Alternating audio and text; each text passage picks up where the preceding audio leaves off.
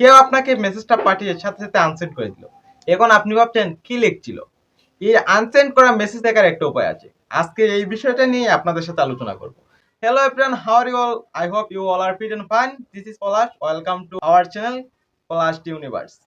চলুন শুরু করা যাক। আনসেন্ড করা মেসেজ দেখার জন্য আমাদের ফোনে ছোট্ট একটা অ্যাপ্লিকেশন লাগবে।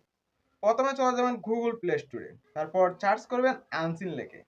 এই অ্যাপটি ডাউনলোড করে নেবেন, তারপর ওপেনে ক্লিক করবেন।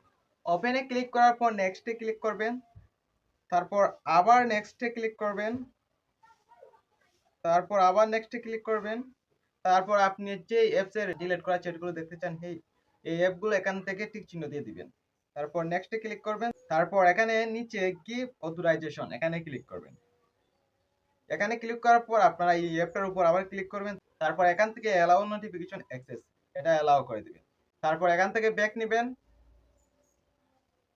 ব্যাক নেওয়ার পর এখান থেকে এটা অ্যালাউ করে দেবেন এবং ওকেতে ক্লিক করবেন। অ্যাপ্লিকেশনটি সেটিংস করা আমাদের কমপ্লিট হয়েছে। এখন যদি কেউ আমাদেরকে মেসেজ দিয়ে সাথে সাথে আনসেন্ড করে দেয়, তাহলে আমরা এই অ্যাপের মধ্যে ঢুকে সেই মেসেজগুলো দেখতে পারবো। যদি আপনারা প্রমাণ দেখতে চান, তাহলে আমি আপনাদের প্রমাণ দেখাচ্ছি।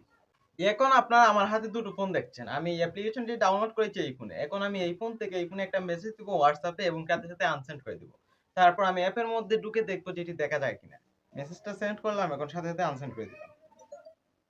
যে মেসেজটা আমার ফোনে কিন্তু আসছে, এখন আমি দেখি না, এখন আমি আনসেন্ড করে দিলাম। এই যে ডিলিট ফর এভরিওয়ান করে দিলাম। এখন আমি যদি হোয়াটসঅ্যাপে যাই, তাহলে দেখবো this is message was deleted, মানে ডিলিট করে দিয়েছে। আমি কিন্তু মেসেজটা দেখি নাই। এখন দেখার জন্য আমরা প্রথমে যে অ্যাপ্লিকেশনটা ইনস্টল করেছিলাম সেই অ্যাপ্লিকেশনে চলে যাব।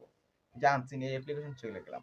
যার পর এখানে এই যে দেখেন, আমি এই ফোন থেকে যে মেসেজটা দিয়েছি এখানে মেসেজটা চলে আসছে। এই যে হাই প্লাস লিখেছিলাম, হাই প্লাস এখানে চলে আসছে। ধন্যবাদ সবাইকে এতক্ষণ সাথে দেখার জন্য।